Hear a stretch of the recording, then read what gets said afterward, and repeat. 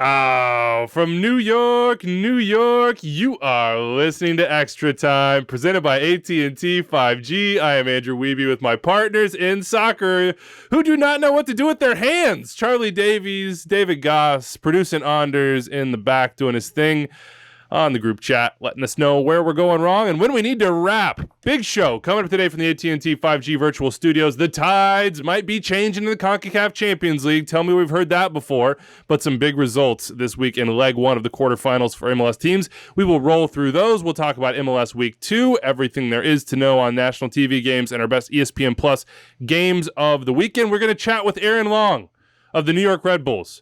Back from that Achilles injury, the Red Bulls are undefeated, and maybe, just maybe, Aaron Long might be a part of this team going to Azteca and trying to get the U.S. qualified for the World Cup. And we will hit your mail in the mailbag, as always, 401-206-0MLS, extratime@MLSsoccer.com, at Extra Time. What's up, boys? How you feeling? Let's go. What are you doing with your hands? Like, I saw you, Charlie, like, for Dave gets hyped usually in the intro, but then you were following and you're like trying to one-up each other. It's a good vibe to start the show. Charlie, normally, if I lay a pass out there, he'll run onto it. Charlie will pick it up if I'm throwing it out there. He's great. He's great with the through balls. He's great. Yeah, the body language. He's like, look, if I don't make the run, who's going to do it right now? Look, a bunch of good stuff you can check out as we get into it today. Go to MLSsoccer.com. DeMarcus Beasley is now a featured columnist for MLSsoccer.com. Nice. That is an awesome sentence to say.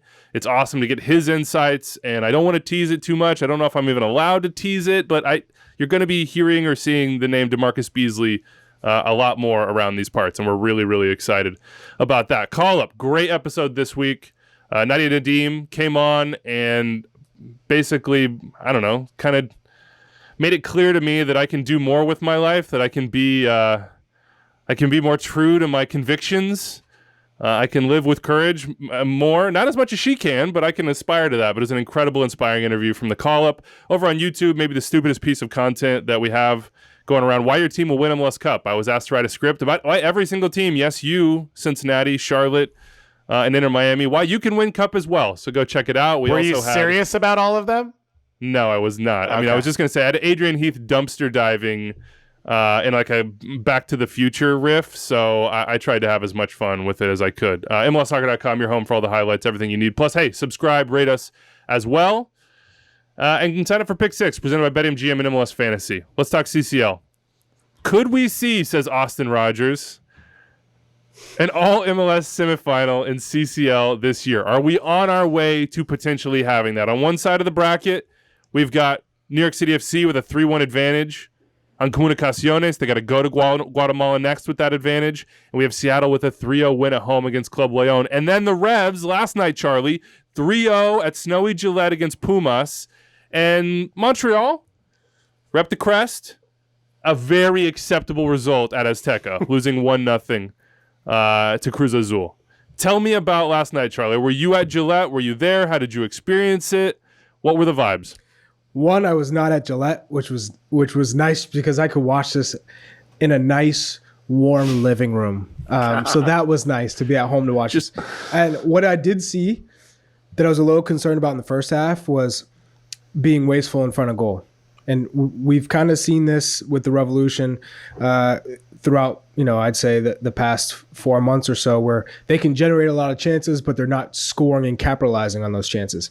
And in particular, this season in 2022, they've been pretty good as far as getting into the final third and creating those mismatches. Yet, usually the shot is in the bleachers, or we're not seeing a shot being taken. First half, I was like, oh man, they're going down that wrong path. Then they started putting their shots on target, and then Adam Buxa, who felt like he was trying, and when you try too hard, it takes away from your game. And then all of a sudden, he sees it hit the back of the net, and it felt like the floodgates opened. They were so much better than Pumas. Pumas literally didn't have a player that you were frightened of. There wasn't a player that was really going to hurt you, and I think the Revolution knew that, and they played to their advantage. That celebration from Buxa felt telling. That didn't feel like a normal, I got a goal, been looking for it sort of celebration. It looked like he had something to get off his back. A lot, and I'm sure you can look at where the world is at this point. You can also look at the World Cup coming up. There's a lot of pressure on himself to perform. There were a lot of clubs sniffing around, European clubs sniffing around about purchasing him, and that didn't come to fruition. So he's trying to play his absolute best and maximize his potential because he's talked about it. Europe is where he wants to be. That's his dream, and he's using the Revolution as a stepping stone. And for him, you have to score goals. It's all about your stats, your numbers. Yes, the hold-up play and being involved, but he's got it. When he gets his chance, he has to finish. And I think it was a huge step in the right direction for him. Dave, this was one of those moments where, like, the night before it had been 3-0, and you texted me, and like, you want to come on MLS today and get hyped? And I would have if I didn't have plans, but I was hyped. I was alone in my living room just watching and, like, rooting for every moment from the Sounders. And then we got New England doing this. That has a way of like, turning the optimism faucet on for CCL, and we know how that normally ends, like, with somebody crimping the hose and you looking down the end and getting splashed in the face. But this was a good sign, I feel like. That was again a very Midwestern moment from you. Someone crimping the hose and then you get slashed. You never played that trick on somebody? Not really. What's wrong with the hose? I get what you're saying, but not really. Yeah. Probably went a little bit too far down the line. That was great. Semi-suburban dad line there. There was a moment this week during the Revs game where it was like they're pumping these teams. Right? You cross the line between, it was a knockdown at the far post, they steal a goal, game states, and it was Seattle doing what they wanted at will against a team that was in the final of the Apertura a few months ago and is top 5 right now. And then you go through NYCFC getting their performance, and then you get to the Revs. And we've said this a lot. I think over the last 3 years, this has changed. But it was watching an MLS team play their exact game, not shifting how they had to play against this opponent. It was the Revs being the Revs, but it was against Pumas, a big team out of Liga MX.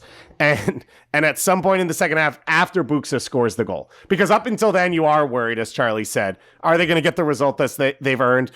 Even with a 3-0 from Seattle, you're thinking about all those saves in that game that it could have been 4 or 5 or 6. And then I think when Buxa gets the second, and then Josie Altidore comes off the bench for this team to be an additional piece at tired defenders, it really felt like we've entered a different phase. And even if an MLS team doesn't win this thing in the end, which I'm hopeful, and I've never been more hopeful that will be the case, because I don't think we're relying on a golden TFC or an LAFC. All 4 of these MLS teams are capable of winning this thing. Montreal maybe a step behind, but the other 3 are all equally as good in MLS. Their rosters are as deep. They all have match-winning talent. In every single one of these games, the best player on the field was an MLS player. And that was both from performance and from their overall quality of who they are, right? You got to the stadium yesterday. Carlos Gil is the best player in that stadium. You can say the same about Tati in his game, probably Maxi as well. Maybe soon, Talis Magno. You can definitely say the same, I think, in that Seattle game with the way Roldan played, with the quality João Paulo has and the way he played, without Nico Ladero that Jordan Morris was able to pose, even though maybe the finishing wasn't always where he wanted to be. I would have loved a breakaway goal from Jordan Morris to close that game out at 4-0. But yeah, all of this felt different. It felt real. It felt repeatable.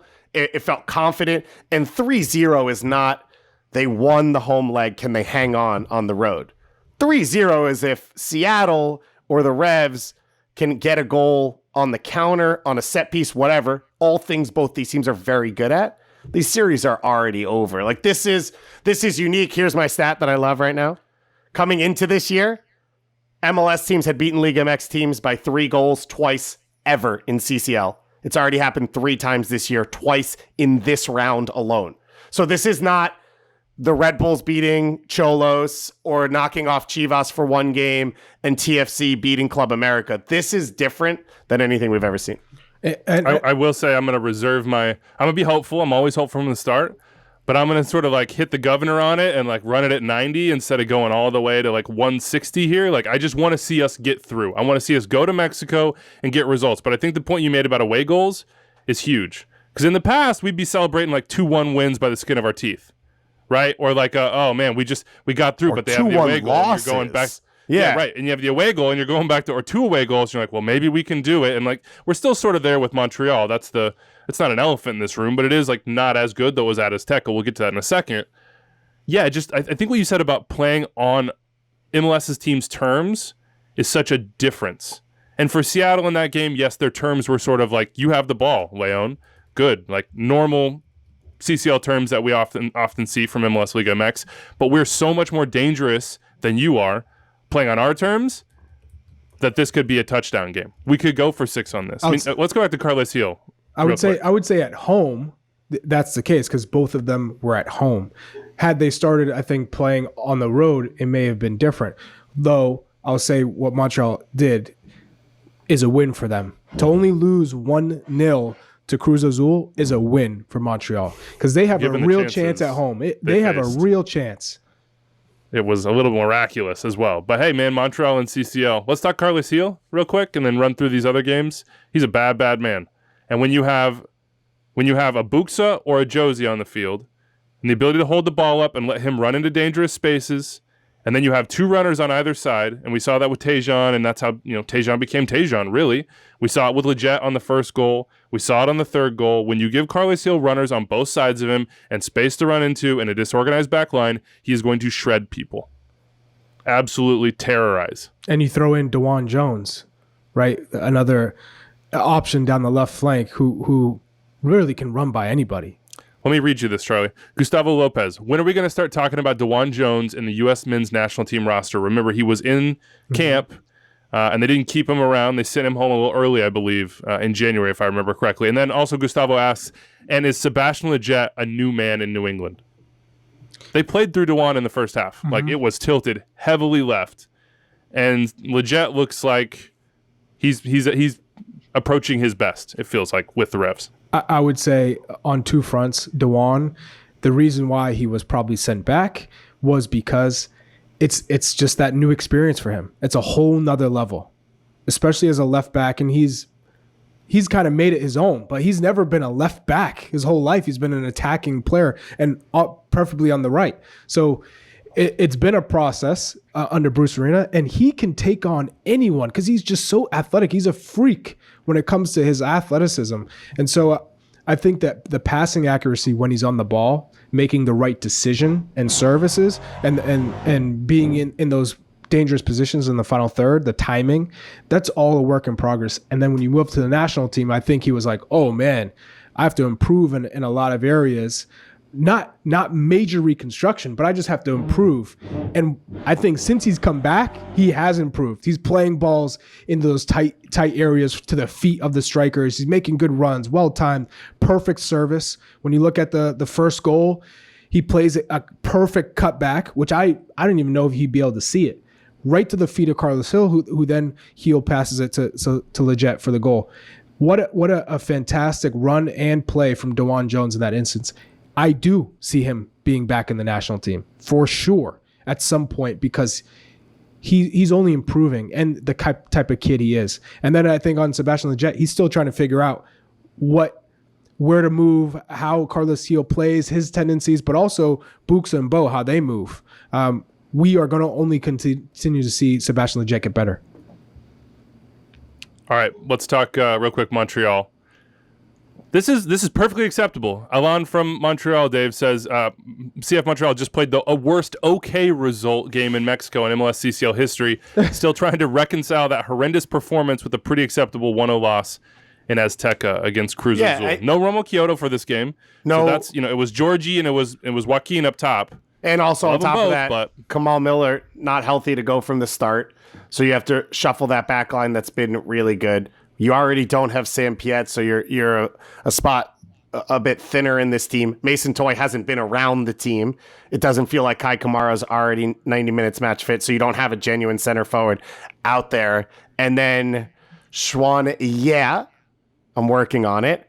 Also not available for this game, who I think is right now their best option at wingback. So they were legitimately 3 starters down for this game, which is a tough task. And it's a tough task going at altitude, playing in Mexico City, playing against a legitimate strong team in Cruz Azul and a team that's in pretty good form. And they got outplayed. In the first 45 minutes, they got worked. They were able to hang on. Sebastian Breza, phenomenal set of saves from him. And then I thought when Kamal Miller came on for the last second half and the last 30 or so minutes, I actually thought Montreal started to knock the ball around pretty well. They didn't give up chances from that moment on. They just couldn't create chances. So you leave yourself a situation where if Miller's healthy, you come home, you are a good defensive team. It's reasonable to say you can get a shutout at the Big O. The question is just, can you get a goal or two? And if Kyoto's in the team and that's sort of where he feasts, there's a reason to be optimistic if you are a Montreal fan. And in what we have seen in the past for MLS teams, that's where you come away with this is a decent result, right? The way MLS teams have hung on and then given up 2 goals in stoppage time. Even what happened to Montreal against Santos in the last round, like that's sort of been the history for MLS teams, and Montreal was able to avoid that. So I think there's reason for them to be confident in the second leg, have that belief, and understand that what they did was acceptable. I just think back to, for them, that CCL final. Remember, they were at Azteca against America, and they got a 1-1 draw in the opening leg there, and it was sort of a shock. And America had to come back. I was hoping that they would find just I was looking for a Kai Kamara dunk, not going to lie. When they brought on Kai and they had all those set pieces, I was thinking, please just get to one. It didn't happen for Montreal, but this is more than acceptable for them headed home. How about Tuesday night? Actually, before we get to Tuesday, I just got to shout out Earl Edwards Jr. real quick because we don't think we mentioned his name there. That save that he had right before the Buxa second. Yeah, just sort of, just sort of like throwing himself at a spot in the air and making himself as big as humanly possible and then preserving the shutout. His performances so far in Matt Turner's stead have been really, really impressive and a huge moment for him personally and professionally, because we all said when Turner was going to Arsenal, they got to go hit the market, they got to go find somebody. Well, Earl Edwards Jr. is sitting behind saying, I've been waiting for this opportunity. And right now he's making the most of it. So congratulations to him on that front. NYCFC 3, Comunicaciones 1. Maxi's a legend. Getting goals from Tati, Maxi, and Tyus Magno. That's about as good as it probably gets for NYCFC. But Dave, Comunicaciones is fun and good, and I've enjoyed every moment of watching them in this tournament. Yeah, I think everyone who's watched them so far understands they're not going away in the second leg, right? Like, this is a team with an absurd amount of self-belief, quality as well. They pushed the Rapids in leg 1 in the last round and should have had more, got the 1 goal, and then they hang on for 70 minutes down a man in Denver in the snow for a team out of Guatemala. Ridiculous. Then they come in here and they're the home team in Hartford against NYCFC. And it's just Guatemalan flags, except the one supporter section for NYCFC, Guatemalan flags across the field. The energy in the second half, they came out flying, but in the first half, NYCFC were themselves. They were cutting, everything's moving. Magno's coming in, Tati's dropping wide. You've got Maxi Morales picking up space wherever he wants. Jason making runs now from the wing-back position with Admonson. It was pretty. It was impressive. This team, and I think one of the reasons I'm hopeful about all these MLS teams is they are the same team that finished last year. They're not finding ways to get new guys involved. They're not relearning themselves. They're not bringing in a big piece that they're hopeful can figure it out in their first 2 games. Like, they are who they are. And they were lucky for it to not be 3-2. But at 3-1, it's a protectable lead for them to go down to Guatemala with. Well, you're also hoping you don't lose someone in the summer, right? So this team can continue to build off of where they were last year. And I think you touched on it, Tyus Magno, right?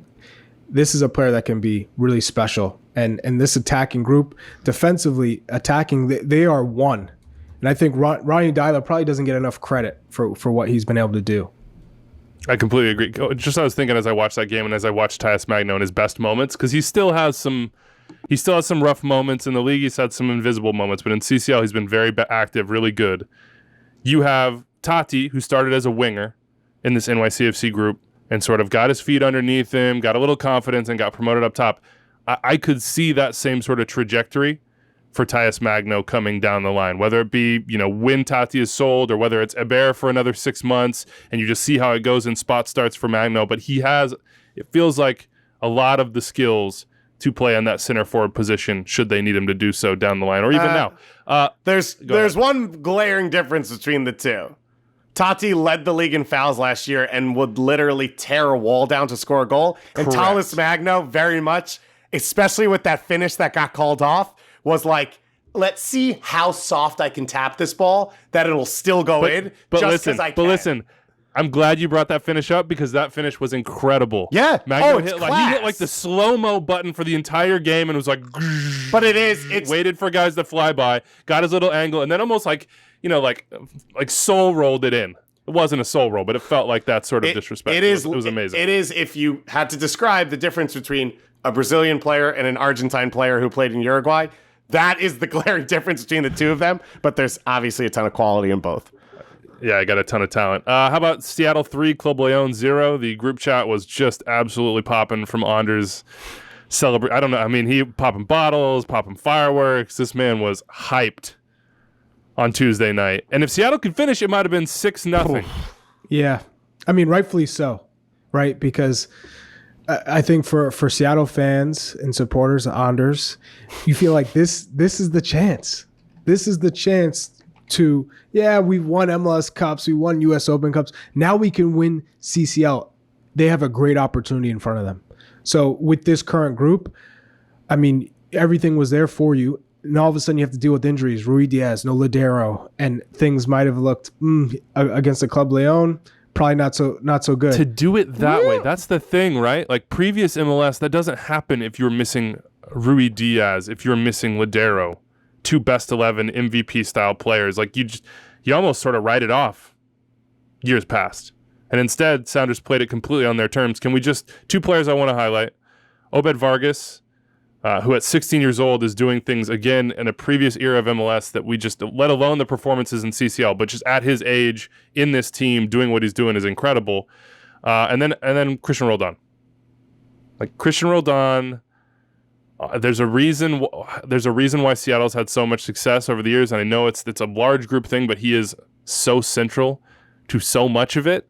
And he just seems to thrive in these sorts of moments. Like the uber competitive, prove yourself, what do you got moments are Christian Roldan moments. Yeah, Paul and Sam put out a piece with anonymous interviews of all the CSOs around MLS, and he came up first as the best contract, the guy you'd start a team with. Like in MLS, there are few teams that have that piece, which is a consistent guy, a guy who knows your culture, a winner, flexible positionally, and then obviously the quality of the contract that he has on your books and how he affects you. And he's, again, just filling in where you need him. Ilodero's out, okay, in the attack. Okay, Josh Atencio's out, center mid. João Paulo's out, center mid. Right back, if he really had to still, he could probably give you a top performance. That's who he is, and when he has that edge, it's like, the amount of fouls he draws because guys don't expect him to just try for the ball, stick his head in, make that extra run, make that effort. I mean, that's the penalty kick that he earns in this game is just pure effort. No one thinks he's coming. And he does that consistently. The blind ball he hits across the back line. He did it for Jordan. Such an underrated passer. Yeah. And his vision, in his timing, in his technique. And coming from that right wing is a good spot for him because he can sort of see the field in front of him and line those passes up. He was awesome. He was great. I thought João Paulo was incredible in this game, and that allows Obed Vargas to sort of find his feet and get this confidence like we saw with Atencio last year. And just the quality of this roster. I mean, I went back and looked at it, and maybe Obed Vargas won't have the career we think he will have, and he'll be the next Ndwala Bwana, and it'll look similar, but last time they went and played in CCL against the Mexican team, they started Jordan McCrary at one fullback spot. I think Ike Wolf Ikram, whatever his name was, started in those games. Like guys that legend, guys that you are not around, weren't around for a while, and probably you don't want to have minutes in big games like this. And then you look at this game, and like Alex Roldan's an El Salvador full international at this point. You know, you're getting performances. You have big-time players across the field that you can lose a Lodero and Rui Diaz and still be able to put it together a game like this. And you can be wasteful, let's honestly just say that, finishing. they had the opportunities and the quality of opportunities to have made this 4, 5, maybe even 6. And Brian Schmetzer said that afterwards in an incredible press conference in which he referenced like the metaverse, the dataverse, all sorts of different things. Pretty incredible. By the way, in the group chat, just a correction here, a little PTI or whatever the ESPN show where they have the guy correcting at the end is. Anders says, take Wolf Eichram out your mouth. He's a legend. He's scoring goals in the Champions League, Dave. So don't speak badly of him. Show some respect. All right, we'll get back to CCL for the previews, and the second legs are coming up, but a nice round 1 in the quarterfinals for most of the MLS teams, and I'll include Montreal. Now let's get some news and notes in here. Bradley Wright-Phillips, we'll talk about him with Aaron Longlow later in the show, but an absolute legend, signed a 1-day contract to retire as a New York Red Bull. Great stuff to see him retire in those colors. It's really the only way it should have gone. Career stats in MLS, 234 games, 117 goals, 34 assists, 2-time Golden Boot winner. That magical 14 season and 16 season, twice in the best 11, same years, twice an All-Star, and also the comeback player of the year in 2020. Charlie, just I remember when he came on trial, and it was Thierry Henry years, and I didn't know who Bradley Wright-Phillips was, but I think he was at like Charlton then, had kind of bounced around and started his career at Man City and had some pop, and obviously has a legacy there with his dad and what his dad did, but BWP made his own legacy in MLS, and one that I think is going to live for a long time, both as a player but also as a representative of the Red Bulls and the league. I mean, it's just an absolute hugely lucky for us to get Bradley Wright-Phillips and to be able to witness what he did. He's a top man, both on the pitch and off. One that I always loved competing against, just because he made you perform at your best. Because as a striker, and I get to watch him on the opposite side of the field, you're watching him make these runs, you're watching him score goals, and you're looking at your center backs like, you got to do this, you got to do this. But he's just he makes it look effortless. His runs are so well timed. Great finisher, right foot, left foot, and with his head. Just one of those players that doesn't come around too often. And he had a little bit of the ingenuity with him, just from his father, I think, picking up these tricks in certain moments. Like he had a good wide array of different abilities within the box. He could pull off a bicycle kick, he could pull off a scissor kick, and then his patented celebration with the heel click. I couldn't stand that. I thought it was cool, but I couldn't stand it because when you saw it, you knew he was scoring against you. But I had a number of times where I've gone to New York and we've hung out in person, and you get a good chance to see what he's about. And he's a family man, and he's just a good guy. So wish him the absolute best, and I'm sure he'll have a successful transition. You're a Red Bull guy, Dave. You have any memories? Like Red Bull too, but. Do you have any big memories? Yeah, I do. I've seen a lot of BWP goals at Red Bull Arena over the years because that's where we often went to games. Yeah, see, I'm going to go back to my breadbasket here and take it away and say the thing that does stand out was the first 2 or 3 years the team existed, he was at every Red Bull 2 home game. He would just come and watch. He would go talk to the players. I talked to him after the games, and he's watching and talking about what he thought about each of these young pieces. And we'll talk to Aaron Long in a little bit. Aaron Long was one of them. Like, he has always cared about this club, but he's also cared about the game and what it means for people. His brother as well, Sean, came here, and he didn't come here to play for retirement. He didn't come here for the money. He came to learn more about soccer and see it in a different country and see it at other levels. And Brad was always the same as well. And I talked to him on the field in Columbus after they won Campeones Cup last year. And he was with his family. He was in a good spot. He goes, I wish I was healthier. I wish I was scoring more. This feels really good. And then the next thing he said was he just starts talking about guys in the locker room and the young guys that are coming through. And I think he talked about Aiden Morris and trying to help him along. Like, that's sort of where his mindset has been a lot, outside of him making himself great, which it always astounds me the way he changed his body to play for the Red Bulls and what he was able to put together year after year in that system, in that style, how different it was from what he came up in. But that's what stands out for me, and that's why I think it'll be really special if he can stay involved, and I believe he is, with the club going forward. And I think he's someone who could do really great things for the game in this country in his post-playing career. Completely agree. Let's pour one out real quick, Charlie, for Ilsinho, who also retired. You were at the Union when Ilsinho was there, correct? Did he ever meg you? No, he did not. Because you don't close down hard That's enough. right. Yeah. No, well, Charlie's a smart man on the training field. Fact. Charlie's at a different point in his career. He's like, look, all you young bucks, you're closing down Ilsinho. I'm watching you. Got to save these legs for the weekend.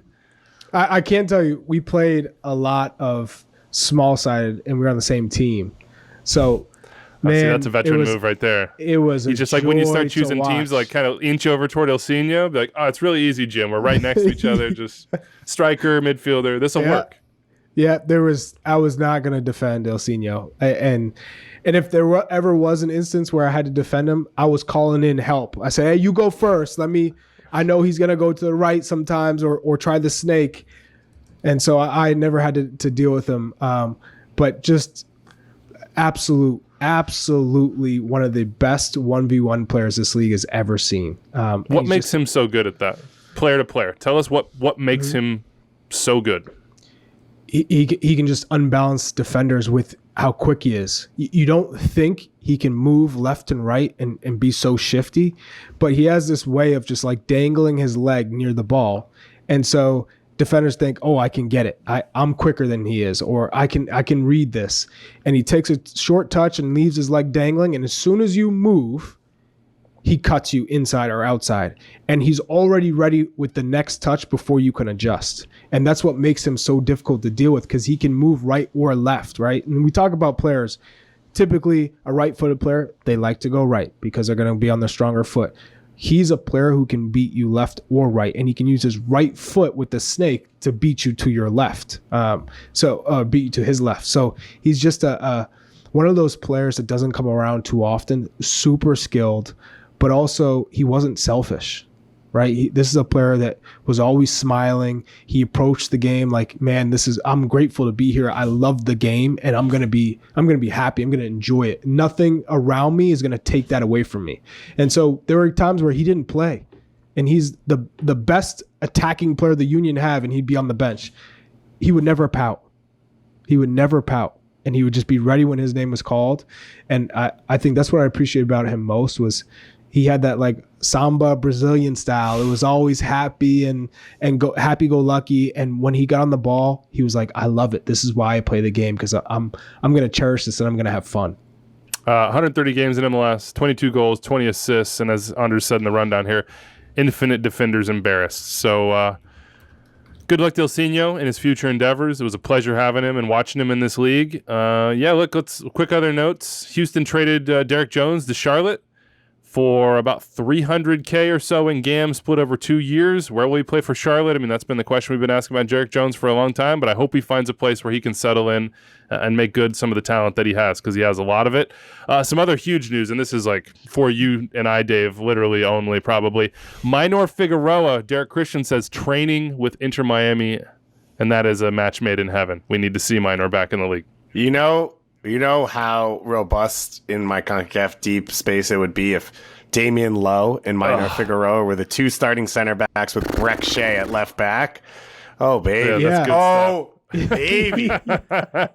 That's Gold Cup group stage stuff right there. God, yes. I will be watching every Inter Miami game. I can tell you that, if that's the back line. We will see if that goes down. Speaking of Inter Miami, they get our national TV slate started in week 3 at 1:30 p.m. Eastern on Saturday. LAFC headed to Fort Lauderdale. This one's on Univision, TUDN, and Twitter, English, of course.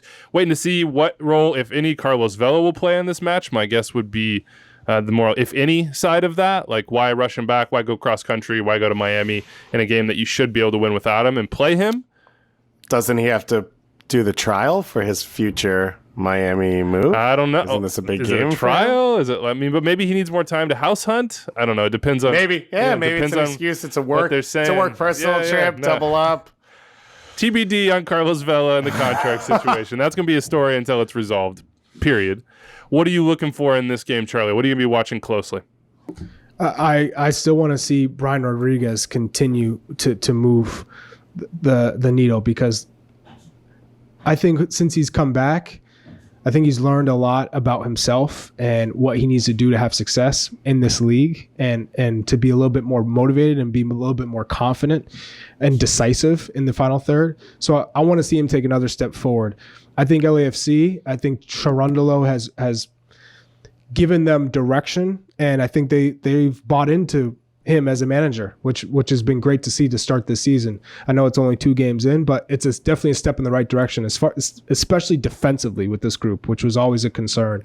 And I think for Inter Miami, you just try and put in a better performance than you have, because it's been really poor.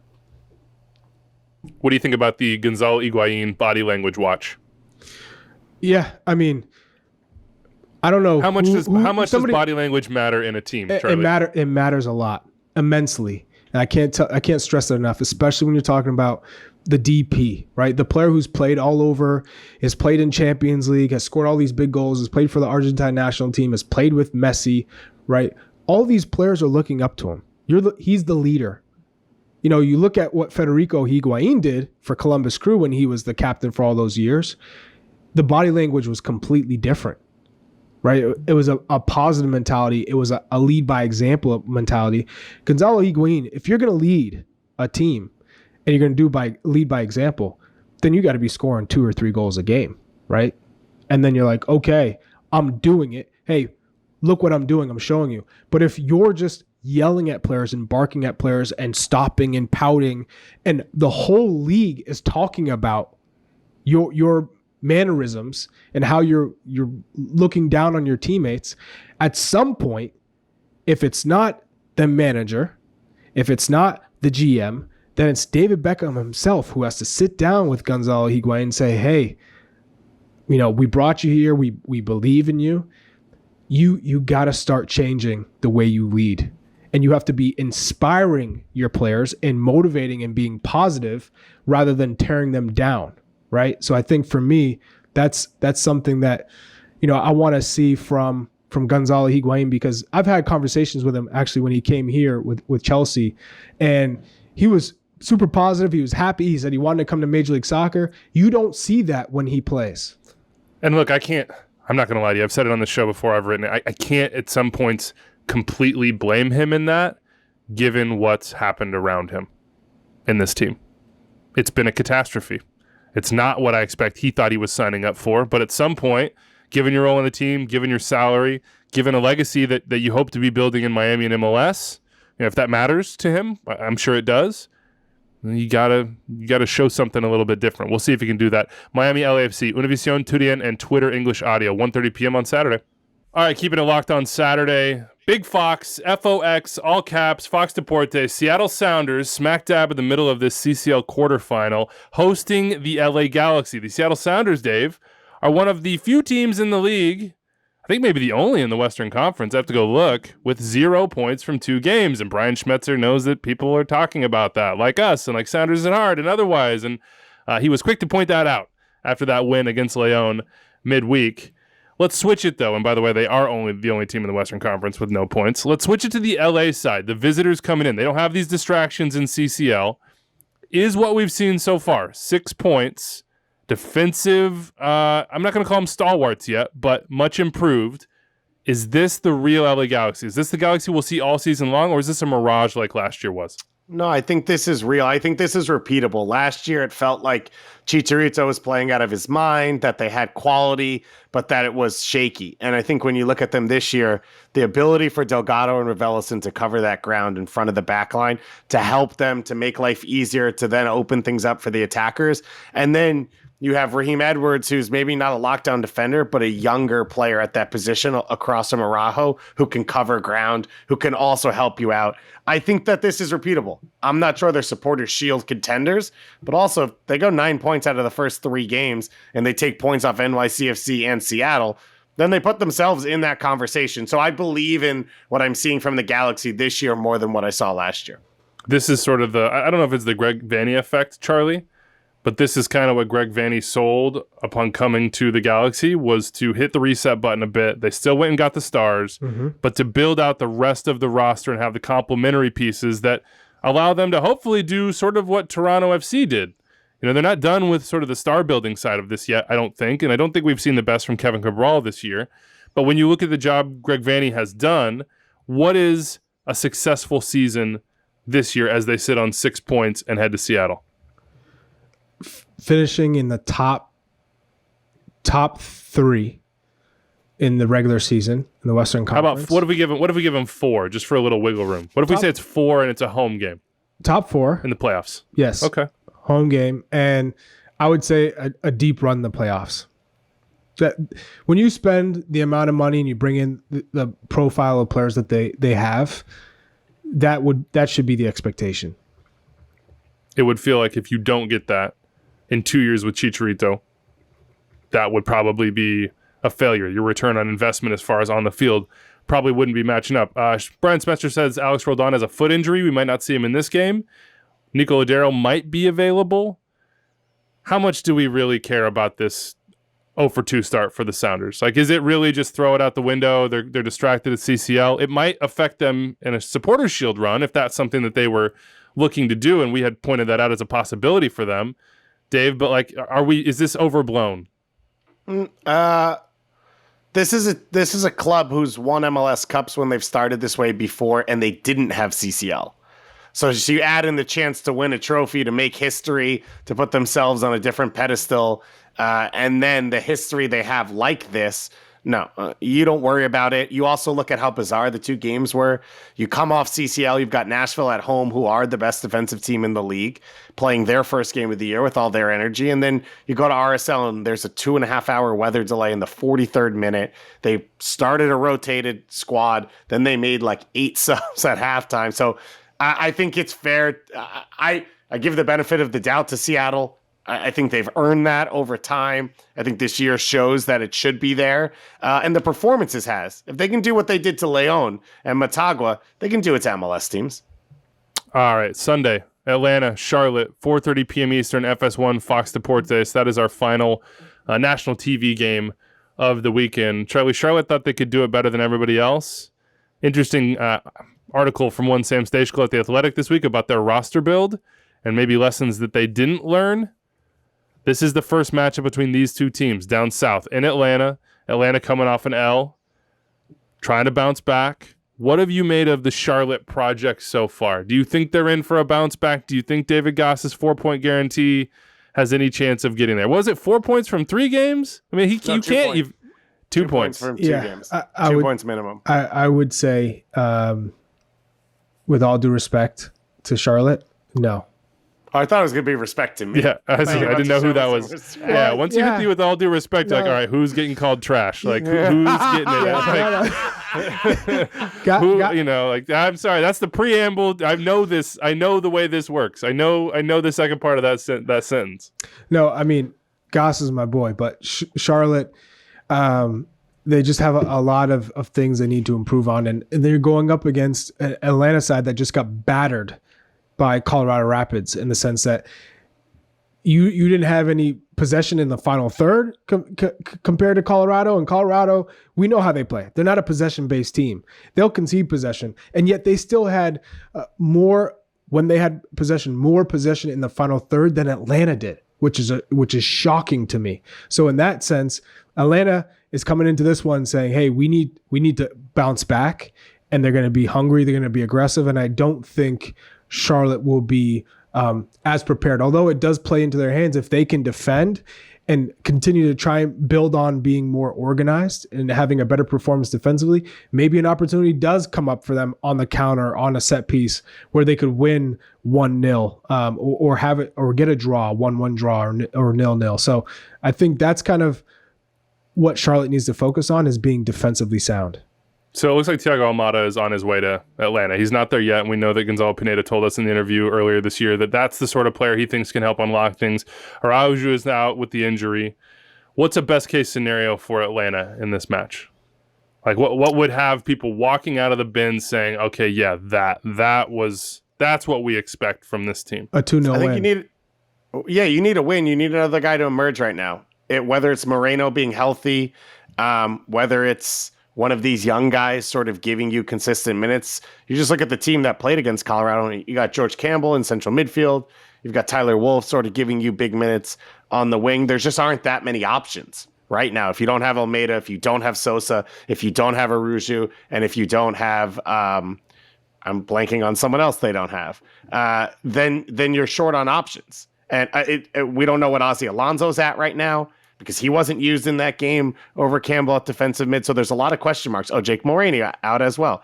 I think what you're looking for is who can step up right now, not to lead you for the season, but just give you a burst, a little bit of energy alongside Joseph, alongside the pieces that are there to get you a result or two until Almada can get the visa done, get in training, and become the player you want him to be. And you want to see the burst from Joseph, right? Like, I don't know. I don't think he can do it by himself. He's not there yet.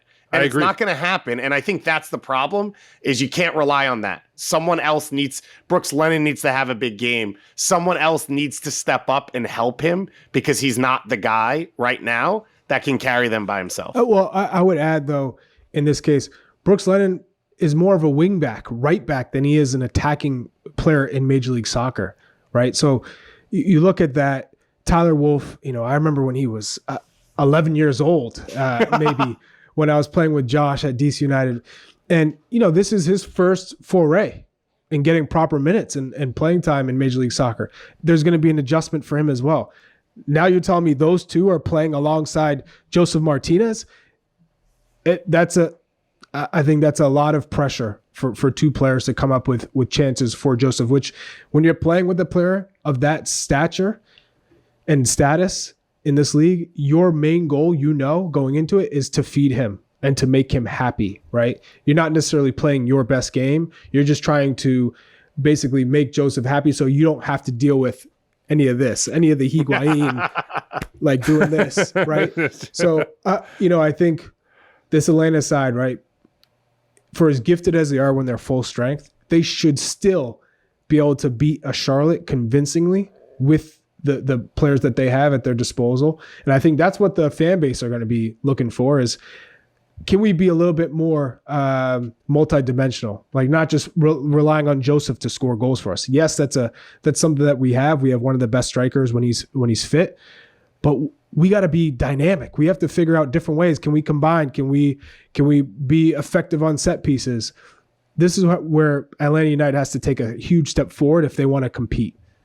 I want to see them get Joseph in some situations where he feels confident and like it's a no-brainer for him to get going downhill a little bit. Whether that be in build-up where he has a run, he says, okay, I got to get to the near post because the delivery's coming. We've broke this team down. We got to the end line, perfect crossing zone, or in a counter-attacking situation. Just doesn't seem like he's been in a lot of situations through these first couple games where we see that old sort of like relentless, I see the opening, I trust that the ball's going to get there, Joseph. No, because Tyler Wolff put it on his foot on the 6 on the run, and he whiffed on it. Yeah, well, there's also moments like that. I'm not saying Joseph's like without service completely. He's just not the same player right now. I want to see him feel and seem like that player. All right, let's hit some ESPN Plus games. Colorado Rapids, Sporting Kansas City. This is a really good matchup on Saturday, 9 p.m. Eastern, late night, ESPN Plus. Question marks to center forward for both these teams, both coming off wins. Colorado, as we said, against Atlanta, 3-0. Sporting Kansas City barely squeaked past the Dynamo at home, 1-0.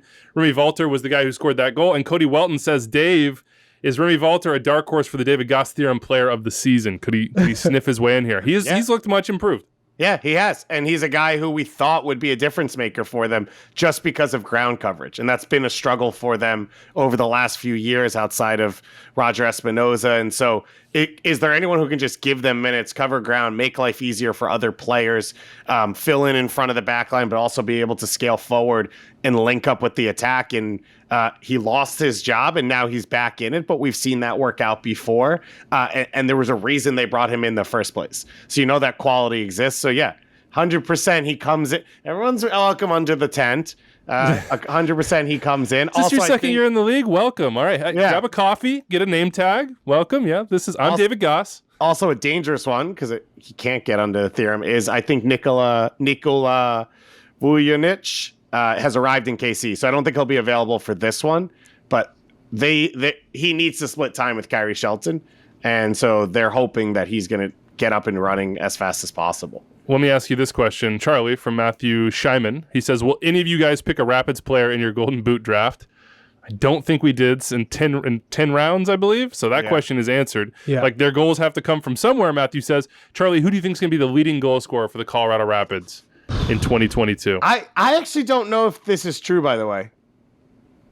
I think we did select one. No one picked any player from Colorado Rapids. I don't think that's true. Not in the first 5 rounds for sure. Who would have you picked? I think he picked Jonathan Lewis. I think he switched. Oh, he might have. To take Jonathan Lewis, who, by the way, would be my answer to this question, but it went to Charlie, so. Yeah. Okay, so he threw out Jonathan Lewis. Andre Shinashiki could be tossed in here. Diego Rubio could get in here. Yeah, I would Michael Barrios is always a candidate, but we're talking about like who can pick up 8 to 10. I could smell it from Charlie. If I had to choose one, yes, that's what I'm asking. You have to choose one. It would be Shinashiki. Shinashiki. Yep. Okay. Well, we'll bounce back to the. He almost had double digits his first year, I want to say. Rookie of the year.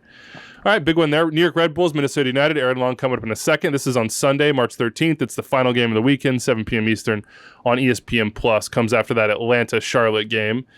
Red Bulls, are they for real? We'll ask Aaron Long, but they've got 2 road wins, and now they're coming home. This feels, Dave, like Gerhard Struber has found a little something, a little understanding on the field, a little bit of production from Lewis Morgan, not a little bit, just like a better feel for who they are and with personnel that better fits what they are.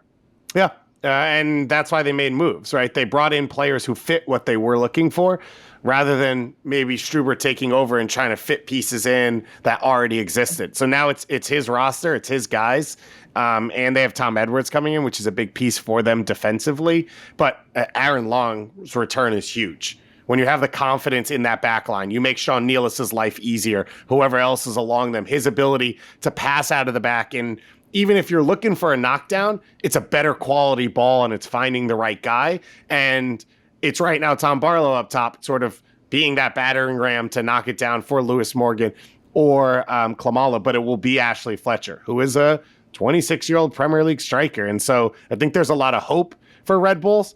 Luquinhas hasn't even played yet, and he's a designated player acquisition, but it does feel like they are all players who understand how to be quick on that turnover, how to be aggressive in transition, but also be accurate with that first pass. And it's that first pass for them against TFC that got them going. All the turnovers that were dangerous, that first pass was clean into the pocket. And then whether it was back out to one of the wingers or the fullbacks getting up the field, or again, turning from there and attacking from Frankie Amaya or Lewis Morgan or any of those guys, that's been really effective. We didn't see that as much last year, and it feels like they have options in the attack for the first time in years.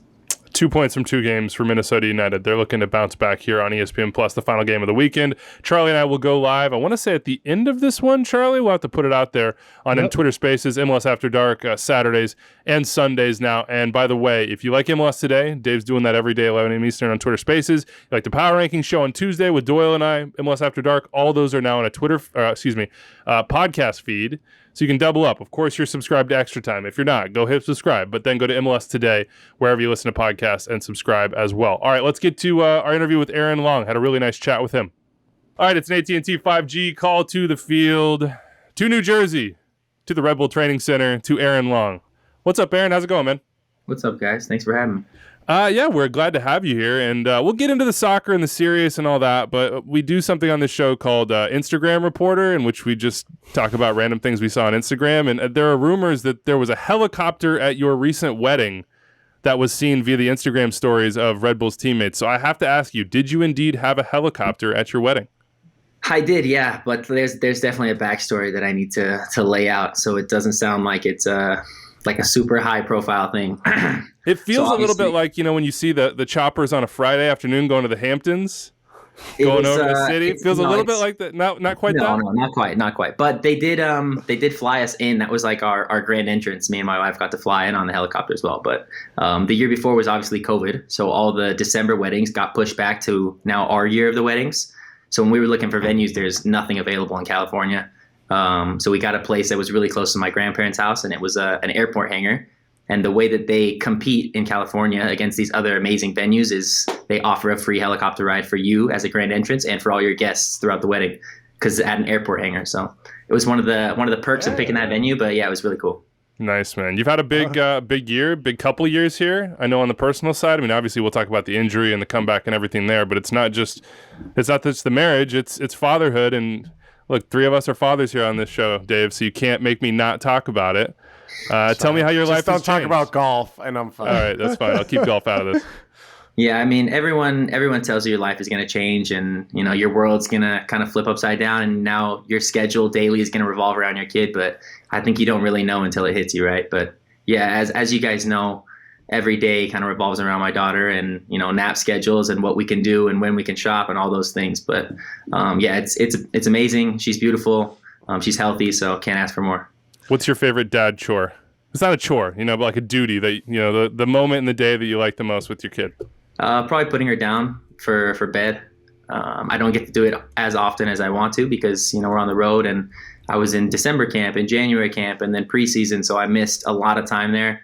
But I like to, lay her down, put her in the sleep sack, give her milk, read her a little bedtime story, put her down. It's a special moment for me. Yeah. I think it's time that we're going to switch over to a little bit of soccer. I love the father talk. All right, that's it. That's all I had, Charlie. Take the reins. Okay, good. Yeah. Well, I had the opportunity to first meet you with Sasha Kleshton, who is one of my closest friends, from the game. And he always talked about what a bright future you had in front of you. And you go on to win MLS Defender of the Year, now the national team, all these European teams now interested in you. And you go down with the Achilles injury. And I reached out. I was one of the first people I felt like to reach out to you and say, hey, if you ever need to talk to somebody, you need some advice, like I'm here. How did you deal with those first couple of days after that injury, and how did you kind of pick yourself up and keep going? And who helped you along the way?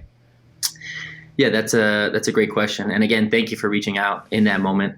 You were one of the few guys, and you were someone that I knew had gone through something like that with an injury. So I think I wrote back to you that I might reach out to you in the near future if I was struggling with anything. Luckily, I was able to get over that hump and mentally get over that pretty quickly. But yeah, I think, like you said, the first couple of days are the hardest, especially because it was my first big injury.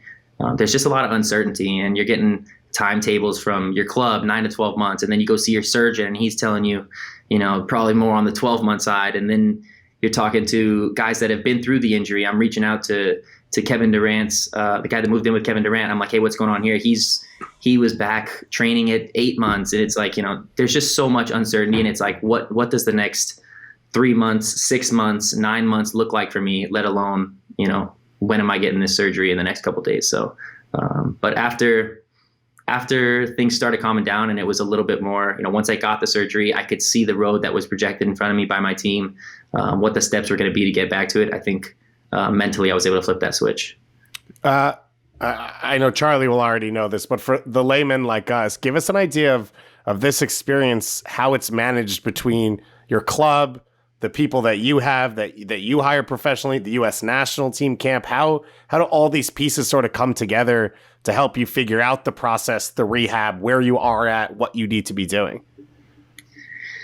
Yeah, it's a great question. I'm super lucky and thankful that I had so many people in my corner. And being here in New York, I feel like I'm very fortunate to have the surgeon that I had, the guy that did Kevin Durant's Achilles. So I felt very comfortable and safe in those moments.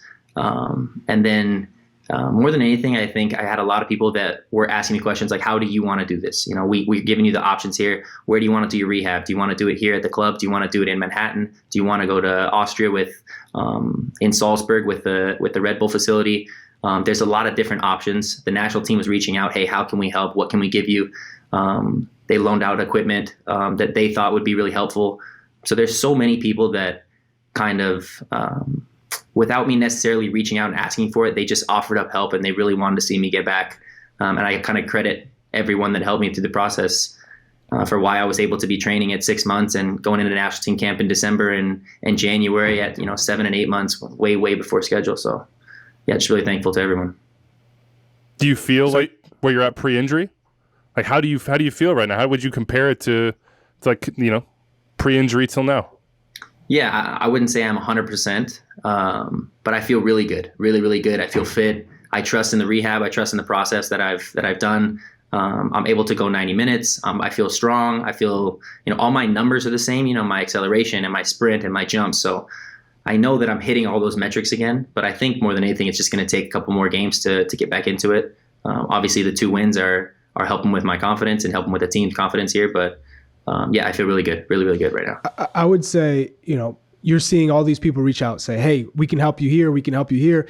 That's got to drive you at the same time, because you know that everyone's there supporting you and is going to give you whatever you need to get back on the pitch sooner than later.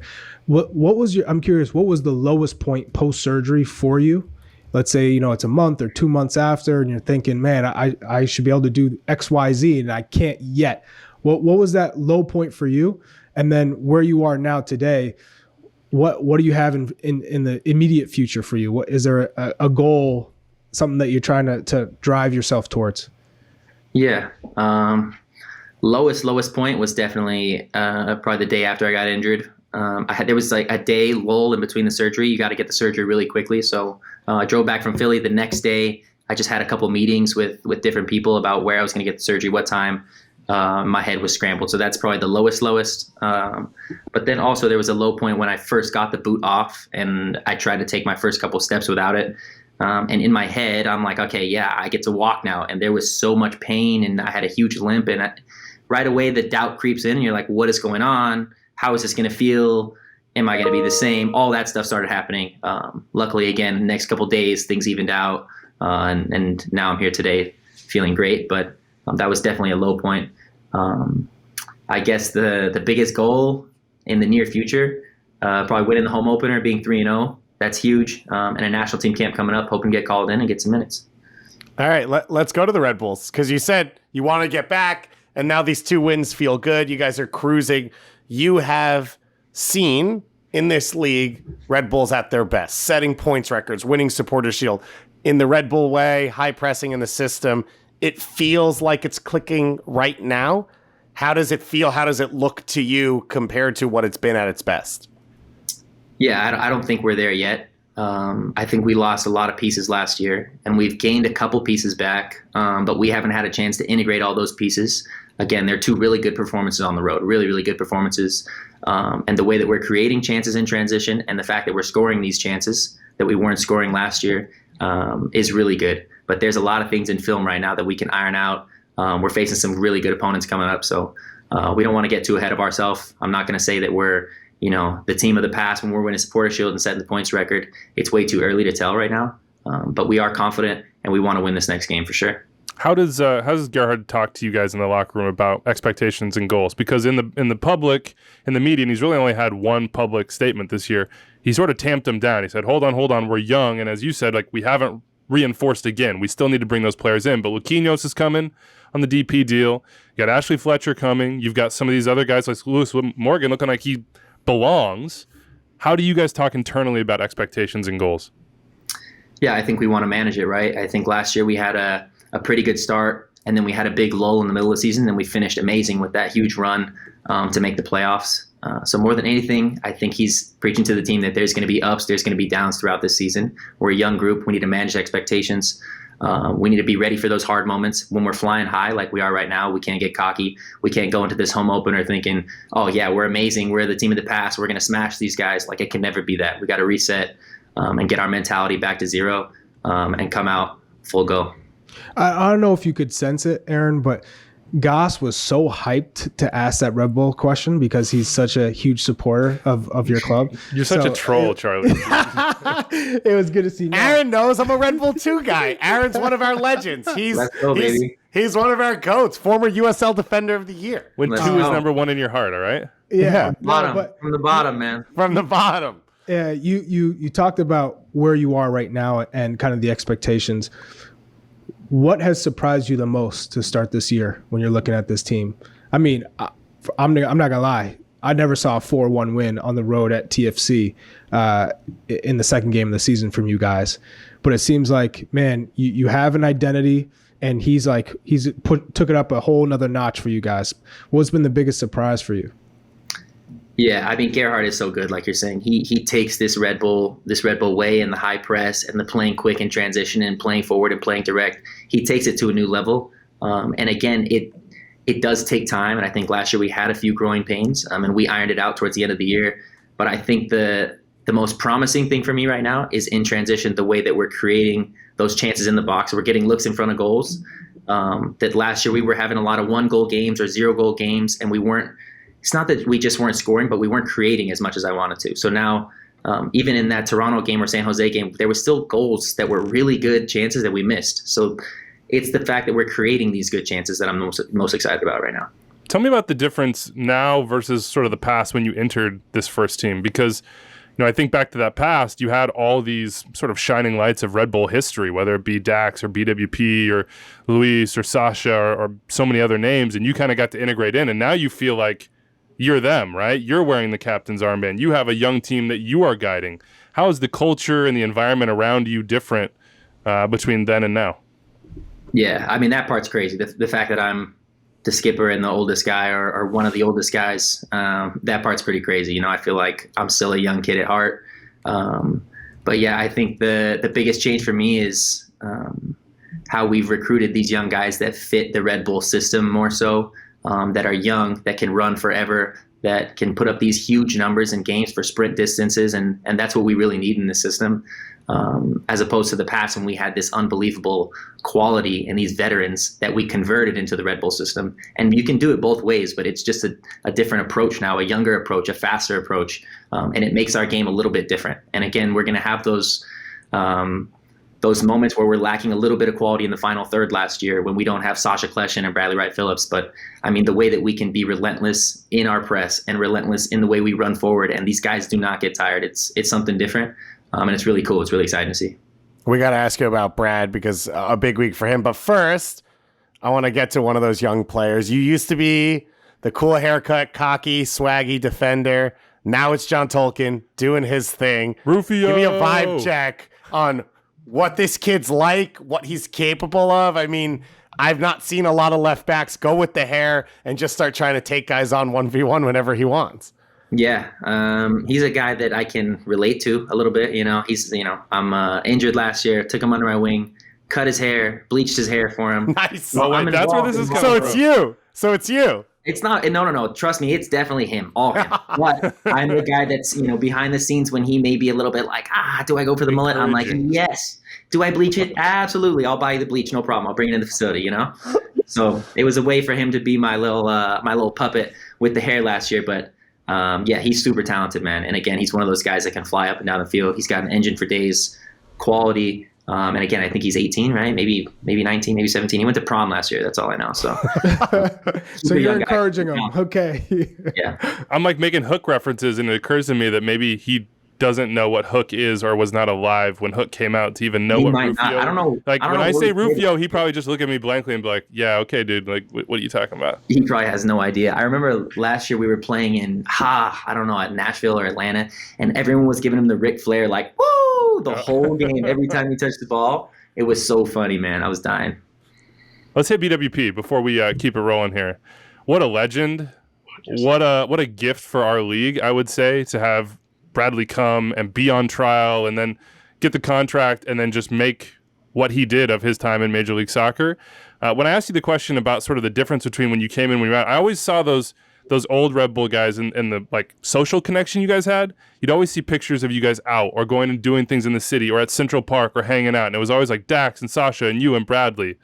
Tell me about Bradley, both the player, but also the person that you got to know over these years. Yeah, like you said, we're so lucky and blessed to have him in this league, but now to have him back at the club and to see him around the facility the last couple of days, like I am beaming, I'm buzzing. I love this guy, and obviously I don't have to talk to the player that he was. His stats kind of speak to that for him, and the fact that his jersey's retired here. But the person that he is and the way that he got this group together off the field, I mean, he is the guy that was out and brought the guys with him like, hey, it doesn't matter if you're a young guy or an old guy. I was a rookie, and he's like, Aaron, you're out tonight. Let's go. Everyone together. And it really brings that camaraderie within the group. And we were so close. And to have him back and a guy, I know he loves New York City. I know he loves New Jersey. I know he loves this club and this organization. It's a huge, huge plus for us. Seriously. Oh, so we're talking about one of the greatest strikers of all time in Major League Soccer, and Bradley Wright-Phillips. We also did our top strikers for this year, our top 5. I'm curious to know who your top 5 strikers are in the league. When you're out on the pitch, you're like, man, this is going to be a game. Like I got to come with my A game to deal with these strikers. Mm-hmm. I mean, Vela's up there. Rui Diaz is up there. Eastern Conference. Let's think here. And what makes them difficult for you? If when you're having to deal with them, what is it that they do that you're like, man, this is a matchup? I think it always depends, right? Everyone brings a little bit something different to the table. A guy like Vela, he will create his own space. He'll create his own chance. You got to keep him off his left foot, super dangerous. But if you overplay, he'll just cut you onto his right. You know, he's super dangerous in that way.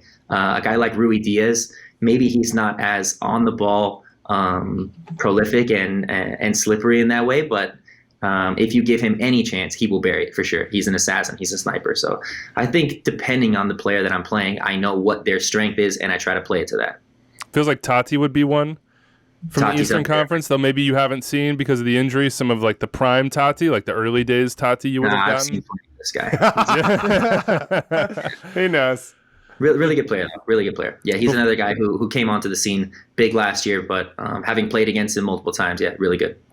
Before we move on to the U.S. national team side, we talked to you about it quickly in the pre, but like Red Bull's captains over the years, you know, a lot of these names we've mentioned here, they were captain and then they were gone. And if transfer market and everything is around, the news around you is correct, you would be out of contract at the end of this season and you would be free agent eligible. And there have been times in the past where there's been an ambition and an opportunity to go overseas. So it seems like there could be an opportunity for you here to choose your own destiny, so to speak. How much do you think about that? How much does that matter to you? I know it's easy to say, oh, cliche down the line, but like we're all human. We all know how this stuff works. It's hard to push that out. Yeah. I mean, I've worked hard and I've sacrificed a lot to get to this point in my career where I can make my own destiny and make my own choices at the end of this year. So I'm not blind to it. I'm not going to say that, let's look down the road. But one thing that's for sure is I need to have the best season of my career this year to give myself as many chances as possible at the end of this year. Whether that's re-signing here, whether that's going abroad, whether that's making a move in the MLS, I need to have an amazing year this year. And lucky for me, I'm more motivated than ever being out all last year. So I'm ready to go, man. I love that because it could have easily been the thought process of, man, I had an Achilles injury. Europe is done. I can't, like that dream of playing overseas, it's never going to happen. Although you bounce back, you have a full season. World Cup's at the end of the year, not, typically in the summer. So, man, a lot of things in front of you. And it's like some coaches in Europe now, too. Yeah, you do. I don't know. It's like there's like a guy at Man U and at Leeds. There's a couple of these guys. Yeah, there's American coaches coming up in the game, baby. Let's go. Yeah, just don't do a huddle on the field. Just don't do a huddle on the field. What's the big deal with this? We did that so many times here in New York. I don't understand. They do it in England, too. They just noticed it because Jesse's the coach now. Let's ask you about national team, though. You were in with the team while you were hurt. They kept you close. You stayed involved with them. It felt like you are a big part of Greg Berhalter's plans. Now you're back on the field. Now you're playing. What's your expectations of when you can get back into that team? And sort of what's your thought process about how that happens and what this year looks like? I mean, there is no expectations, nothing's given. Everything's earned in this business. I think Greg has proved that you have to be in form. You have to be playing well or you won't get called in. I'm no exception there. I think the reason that I'm called in December and in January is because they care about me as a person, as a player, and they want to give everything they can for my rehab to get me back to the player that I was, to give myself a chance to get back in this team. It's not, hey, let's bring him in because he's a guaranteed spot on this roster. It's like, no, let's get him around the group. It'll be good for him to free his mind a little bit. And there's a lot of eyes here and a lot of talent on that medical staff that they can get their eyes on me and work with me. And again, forever grateful that they were able to do that. And I credit a lot of my progress to them. But I have to be in form and I have to be playing well. Otherwise, I won't get called in, and there is no expectation that I'll be called in this camp or that I'll play games this camp. Nothing like that, man. I got to grind for sure. When you, I want to rewind back. We were talking about the injury and sort of the moments after, the day after, talking to Greg. Maybe I'm hallucinating. I remember you at Nations League final, within the locker room and like as part of that group. Am I remembering that correctly? No, I'm not remembering that correctly. They had you there when you weren't available. Is that correct? Like to actually play? No, I missed so much, man. I missed everything. I feel like that's why I'm so pent up in terms of like, I feel like a junkyard dog that's been chained to the floor for a year, you know? I missed Gold Cup. I missed Nations League. I was I was there in December for a Mexico game at home. That's what it was. I wasn't even training with the group. I was doing rehab off to the side with one of the sports scientists there. And they were working on some numbers and my sprint numbers and acceleration numbers, things like that. It was more of a testing, and it was amazing to see the group. But that was just in the December. I think there was 1 week in December I was there, and then the January camp. My memory was not correct in this sense. Can I ask you what Greg asked of you as a center back and the center backs on this team within this system, and how that maybe differs from what you're used to? Yeah, I think the style is very different. Or actually, it's growing a little bit more similar in the way that we're pressing now with the national team, and we press here. But I think with the ball, it's a little bit different. We need to control the tempo. We need to be able to manipulate the strikers. We need to be able to break the lines. We have to recognize how they're pressing, and if they change that press, what if they're playing with 3 up top, 2 up top. There's a lot of things that as center backs and even the goalkeeper when we play out in the system that we have to recognize and kind of be able to change on the fly. And then more than anything, we need shutouts, and we need to win aerial duels, things like that defensively. And here at Red Bull, it's a little bit different. We play high tempo. We can play long. We win second balls, things like that. But I think on the ball is a bigger difference than our press now. Our press is a little bit more similar. All right. Red Bulls, Minnesota this weekend, Sunday, March 13th, MLS Live on ESPN Plus at 7 p.m. Eastern, the final game of this weekend, week 3. Charlie and I will be on MLS Live After Dark, or MLS Spaces After Dark, whatever it is, after that game's over to run you through the MLS weekend. But Aaron, we appreciate your time, man. Good luck with everything. And anybody who wants to get married, California is the land of helicopters, so keep that in mind. That's right. R.I.P. Kobe.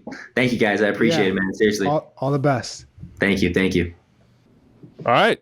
Gago Slanina, Aaron Long, got a good little run here going on interviews. If you want to hear from anybody within the league, outside the league, in Europe, MLS ties, whatever, hit us up. Let us know. 401-206-0MLS, Extra Time on Twitter, or extratime@mlssoccer.com via email. Hit the mailbag here. Teft says, do any of the CCL teams miss the playoffs this year?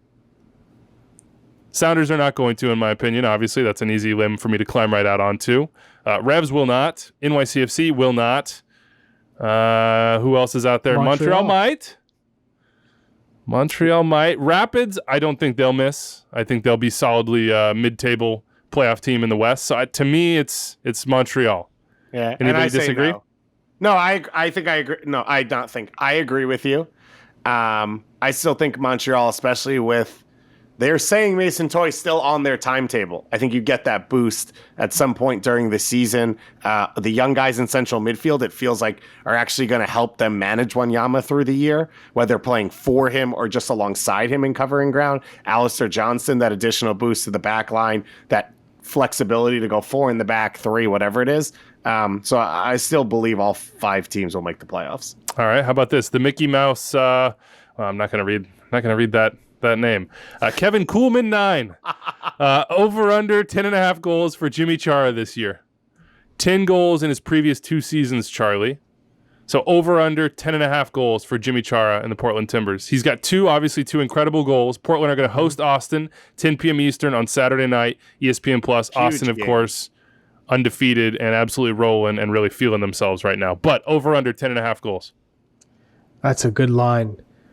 I'm going to go with over. Over. Yep. So that would be 8 goals the rest of the way. Yep. I'm going to say over as well because I think he's going to be asked to be a bigger piece and more is going to be built around him than has been in the past with Sebastian Blanco there. Though Blanco has been out at times. But I think with him central more in like goal-scoring positions, I think I'm going to say over, but a lot of me says hit the under just based on past history in MLS for Jimmy. I'm going to say over, and not just because of the position, because he has played there a ton, just the way the talent's built around him now. I think Niashkoda isn't an elite finisher, but he is a chance creator, a center forward, and Moreno's the best player he'll ever play with in the attack when Blanco's out. So I just think there's pieces around him to help set him up, and he's, like his brother, a monster for minutes. Like, he's going to play 3,000 minutes this year. He's going to be out there consistently, and I think he'll get those goals. Eric Grote, who's your top 5 in American managers power rankings? This is an interesting one. Ooh. So you have Jesse Marsh out there, 3G, Greg Berhalter, Bruce Arena, Schmetzer, Curtin, Vermees. You can go anywhere. You could go all around. So who would be number 1 in our American managers power rankings right now? Oof. So, I mean, to me... It's tough because a lot of the names have not come off great spells. Because you also have Pellegrino. Yeah, Pellegrino. They're in a relegation battle. Jesse just got let go. Bob Bradley. But he just got hired. LAFC. But he just got hired in the Premier League. He did, but not. You haven't seen anything yet. Yeah, he might not be in the Bradley Premier League just for got long. Let go. It's PV. hard not to put Bruce at the top. Yeah. Wow. Just like overall. 2022. I know, man. Wow. Overall career where he has the Revs, what he's done with that organization, it would be hard not to have. So let's just say Bruce is 1. Yep. I'd say Bob 2, Jesse 3. Say Bob 2. I think Bob Bradley's the best American manager right now. Okay. The soccer. But I'm asking, but it's a power ranking. So it's not like I don't know who that. is. And just curious, why right now, if Bruce is the all-time leading goals wins in MLS and had the best team in the regular season last year? Because the way LAFC played the year before in setting their record, or 2 years before, I don't know what time is anymore, is more impressive than what the Revs did. What the Revs did was incredible.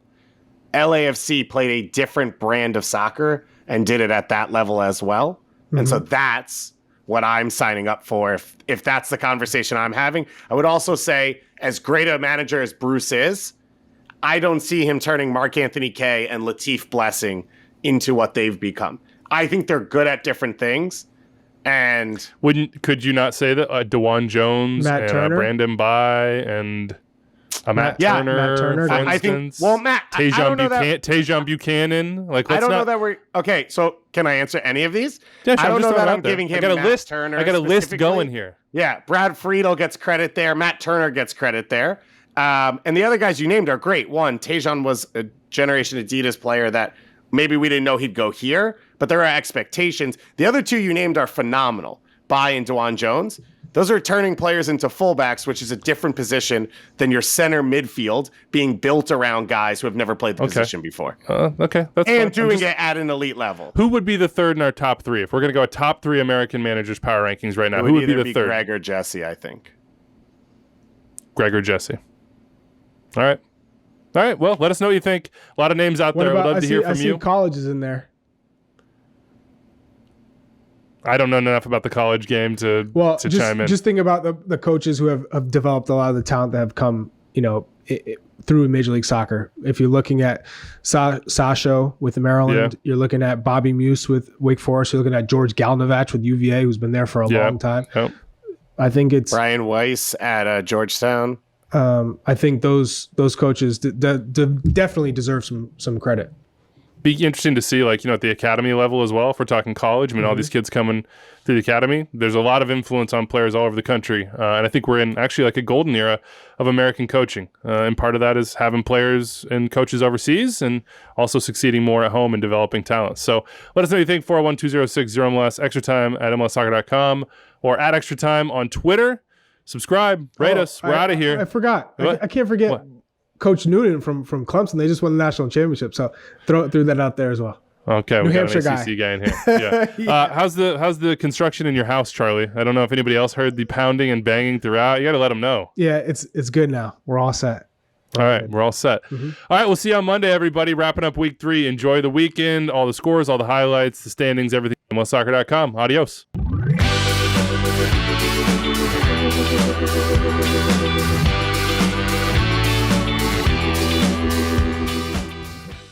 Congratulations, you made it through more than an hour of extra time. That means you love the show, and if you love the show, you probably want more episodes. Click right here for more episodes of Extra Time, and here to subscribe to the MLS YouTube channel. Thanks for following along.